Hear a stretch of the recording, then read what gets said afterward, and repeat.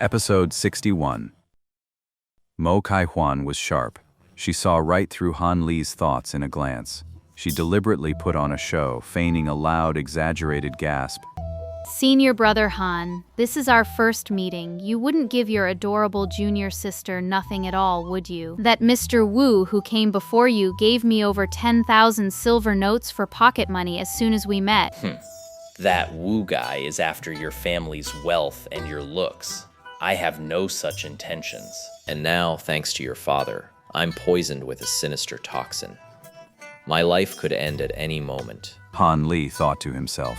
In a fit of pique, he simply stared up at the sky and stood perfectly still. He was curious to see just how this little imp thought she could get the better of him. Seeing this rustic-looking, dark-skinned lad act dumb and ignore her completely, Mo Kai-hwan was starting to get a little flustered. This guy, who's supposed to be my father's real disciple, is completely unyielding. His face is thicker than a city wall. How dare he play dumb and act shameless with a cute girl like me? He has no sympathy at all. Can't he see I'm practically crying real tears here? He's still completely unmoved. It's infuriating. I was hoping to squeeze a fortune out of him. The night wasn't particularly cold, yet Mo Kai-hwan's lovely little face had turned a sickly shade of pale. She glared at Han Li with pure resentment, thoroughly annoyed by this shameless senior brother who had appeared out of nowhere. The two of them had already been standing on this back garden path for a good quarter of an hour. Seeing that her three signature moves, acting cute, throwing a tantrum, and turning on the waterworks, had no effect on Han Li, Mo Kai-hwan gritted her teeth in frustration and simply stopped leading the way. She planned to use this move to pressure Han Li, and she kept staring at him with a pitiful, pleading look, hoping he would give in. Han Li couldn't help but laugh at Mo Kai-hwan's pitiful expression. That expression of hers immediately reminded Han Li of Li Feiyu.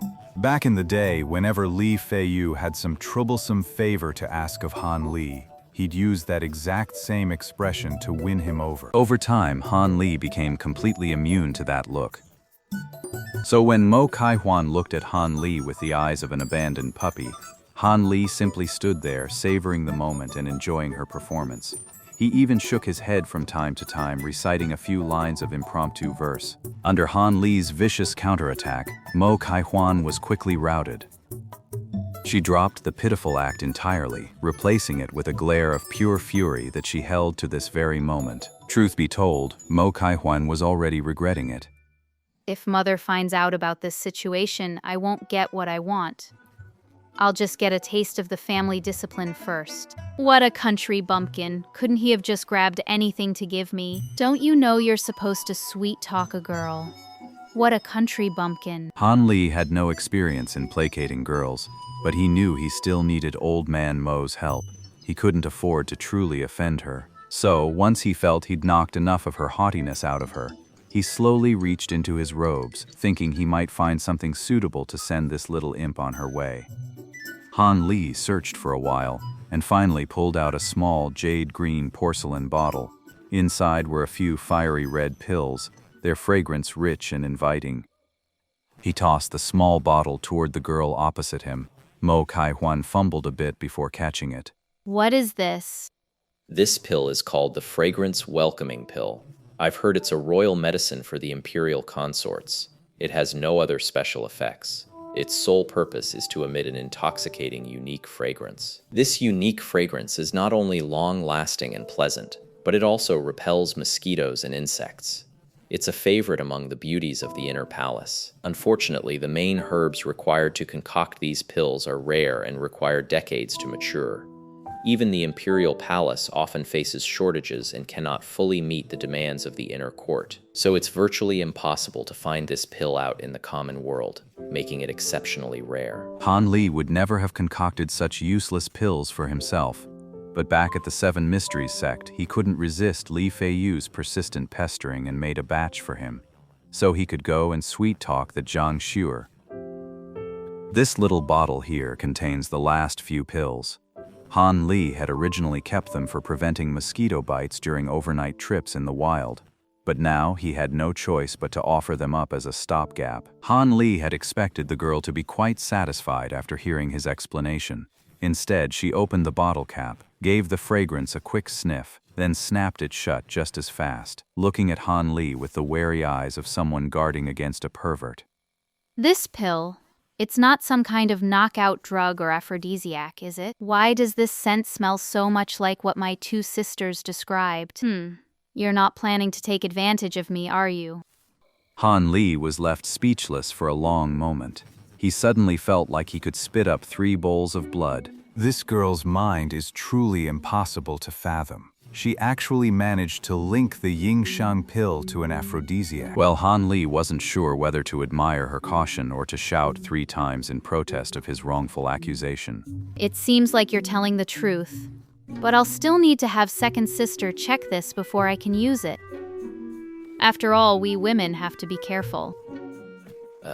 Suit yourself. Han Li had nothing to say. He could only clear his throat a few times to cover up his awkward expression. He decided it was best to keep his distance from this little minx, or she'd probably drive him to an early grave.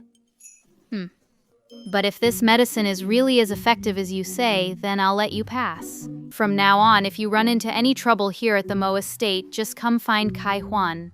For a small fee, I can definitely get it all sorted out for you. Sure thing, junior sister. I'll definitely come to you for help. Han Li had by now returned to his usual demeanor, responding with a thin, insincere smile, while inwardly he was thinking with vicious intensity. As if I'd come looking for a little money grubber like you. Hearing Han Li's answer, Mo Kai Huan was delighted that he had become so compliant. She suddenly found this senior brother Han rather interesting, and he seemed a bit more pleasing to the eye. Let's go, senior brother. I'll find you a bigger room. You won't be cramped, I promise. Mo Kai Huan beamed, and they were finally on their way again. She strode ahead of Han Li with her head held high, while he followed behind with a sigh. A girl that quirky and spirited. I'm afraid I'm not the one who can handle her.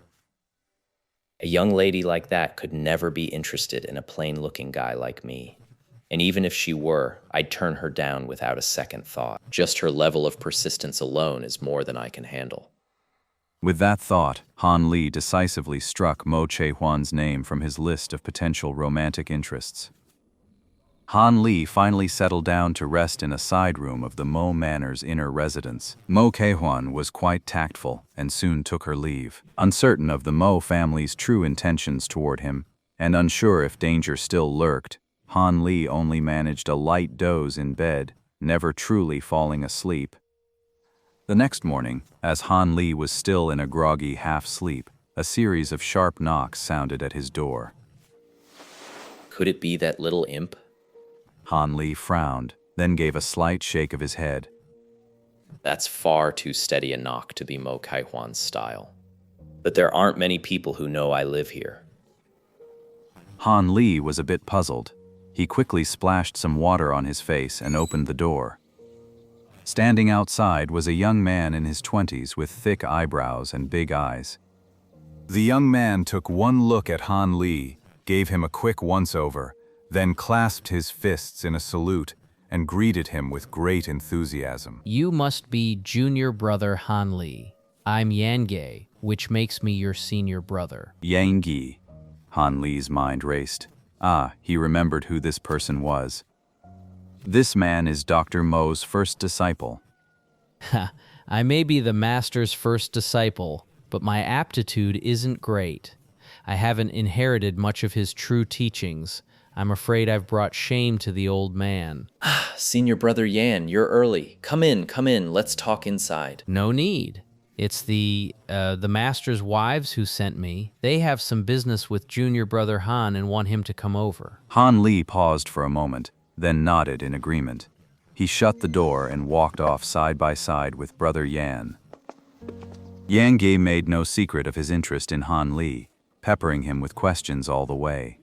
He was also quite curious about the local customs of Yuezhou and asked about many of them. As the two of them passed through the rear garden, they unexpectedly came across a young man and woman, none other than Mo Yuzhu and Wu Jianming, whom Han Li had glimpsed from a distance the day before. The two of them were walking side by side in the garden, the very picture of a loving couple. It gave Han Li a distinctly unpleasant feeling, as if something of his had been snatched away.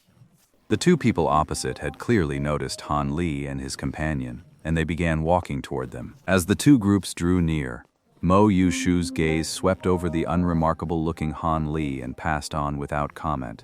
But that young Master Wu eyed Han Li with a look of puzzlement. Good morning, Senior Brother Yan. This young man looks quite unfamiliar. I wonder which esteemed master's disciple he is. Han Li had expected his senior brother Yan to step in and cover for him, to take up the other man's line of questioning.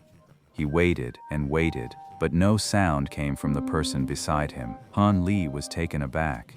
He couldn't help but turn his head to look at Brother Yan. What he saw left him speechless with frustration. As for senior brother Yan, he was completely lost in a daze, staring at the young lady Mo Yuzhu with a look of utter infatuation. He was in a world of his own. How could he possibly react to Wu Jianming's words? I'm a distant cousin of the third madam. I was sent by my parents to pay my respects, and I was hoping she might be able to find me a position. Han Li had no choice but to answer. He deliberately put on a bashful, shy act, lowering his eyes and speaking in a submissive tone. I see. Wu Jianming lost all interest in Han Li after hearing just his first sentence. It's no wonder. Han Li's appearance was far too unremarkable, and he lacked any of the telltale signs of a martial artist. How could young Master Wu not have misjudged him? Wu Jianming, however, turned his attention back, thoroughly annoyed by Yan Ge's infatuated expression toward Mo Yuzhu. His expression darkened. After all, the beauty beside him was, in name, his fiancée. Han Li was standing close to Mo Yuzhu, so he could see every flicker of expression on her face. She frowned slightly, obviously annoyed by Yan Ge's blatant admiration. Senior Brother Yan, if there's nothing else, my companion and I will take our leave. Mo Yuzhu gave a slight, perfunctory bow to Brother Yan, then turned and left the area. With a disdainful snort at Yan Ge, Wu Jianming said nothing and chased after her.